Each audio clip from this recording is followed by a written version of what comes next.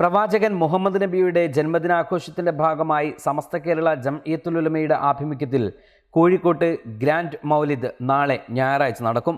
വൈകുന്നേരം 4-ന് കോതിപ്പാലത്തിന് സമീപത്തു നിന്ന് മീലാദ് റാലി ആരംഭിക്കുമെന്ന് സ്വാഗത സംഘം ജനറൽ കൺവീനർ മുസ്തഫ മുണ്ടുപാറ വാർത്താ സമ്മേളനത്തിൽ അറിയിച്ചു. വിവിധ മഹല്ലുകളിൽ നിന്ന് എത്തിച്ചേരുന്ന ആയിരങ്ങൾ റാലിയിൽ അണിനിരക്കും. ദഫ് സ്കൗട്ട് സംഘങ്ങൾ റാലിയെ അനുഗമിക്കും.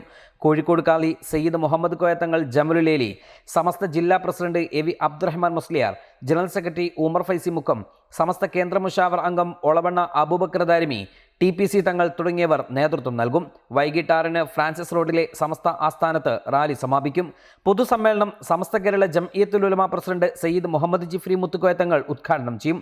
സ്വാഗത സംഘം ചെയർമാൻ സയ്യിദ് മുഹമ്മദ് കോയത്തങ്ങൾ ജമലുലേലി അധ്യക്ഷനാകും. തുടർന്ന് മൗലിദ് പാരായണവും ഇഷ്ക് മജ്ലിസും നടക്കും. വർഷങ്ങൾക്ക് മുൻപ് കോഴിക്കോട് കേന്ദ്രീകരിച്ച് വിപുലമായ മീലാദ് ആഘോഷങ്ങൾ നടന്നിരുന്നു. പാളയം മൊയ്തീൻ പള്ളിയിലും നബിദിനാഘോഷ പരിപാടികൾ നടന്നിരുന്നു.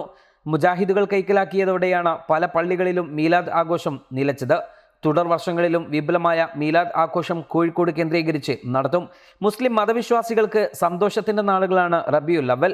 ഈ വർഷം തിരുനബിയുടെ 1500-ാം ജന്മദിനമാണെന്ന സവിശേഷത കൂടി ഉണ്ട്. സംസ്ഥാനത്തിനകത്തും പുറത്തുമായി സമസ്ത കേരള ജംഇയ്യത്തുൽ ഉലമയുടെ കീഴിൽ വിപുലമായ ഒരുക്കങ്ങൾ നടന്നുകൊണ്ടിരിക്കുകയാണ്. സമസ്തയുടെ 100-ാം വാർഷികം എന്ന പ്രത്യേകതയും ഇത്തവണത്തെ നബിദിനാഘോഷങ്ങൾക്കുണ്ടെന്ന് ഭാരവാഹികൾ പറഞ്ഞു.